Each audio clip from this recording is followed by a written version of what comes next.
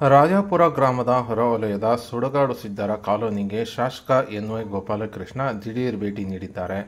ಇನ್ನು ಸೋಮವಾರ ಬೆಳಗ್ಗೆ 11:30ಕ್ಕೆ ದಿಢೀರ್ ಭೇಟಿ ನೀಡಿದ ಶಾಸಕರು ಕಾಲೋನಿಯ ಮೂಲಭೂತ ಸೌಕರ್ಯಗಳನ್ನು ಪರಿಶೀಲಿಸಿದ ನಂತರ ಸ್ಥಳೀಯವಾಗಿ ವಾಸಿಸುವ ಜನರ ಸಮಸ್ಯೆಗಳನ್ನು ಆಲಿಸಿದರು.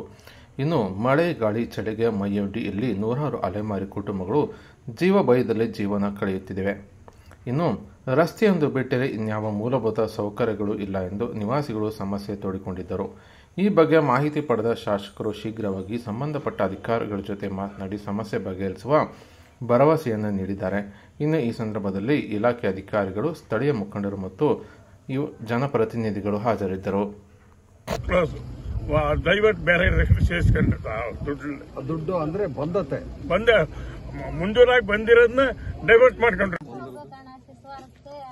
ಮತ್ತೆ ಊರಿಗೆ ಎಷ್ಟು ದೂರ ಆಗುತ್ತಮ್ಮ?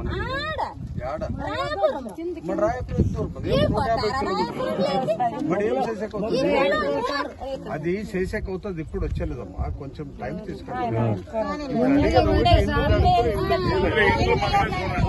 అది స్కూల్ అది ఆయన చూసుకుంటాం. ఇంట్లో ఉండేటట్లే స్కూల్ కావాలా? స్కూల్ 7 కోట్ల స్కూల్ కూడా ఉంది. ಕಂಪ್ಲೀಟ್ ಈಗ ಅದು ಇವತ್ತೇನು ಸಮಸ್ಯೆ ಅಂದ್ರಲ್ಲ, ಅದಕ್ಕೆ ಬಂದಿದ್ವಿ ಇವತ್ತು. ಇಲ್ಲ ಅದೇ ಬೇಡ,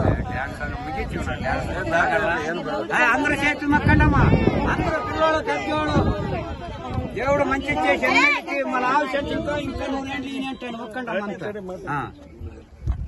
ನನಗೊಂದು ಮಾಹಿತಿ ಸಿಕ್ಕರೆ ನಾಳೆ ಬೆಂಗಳೂರು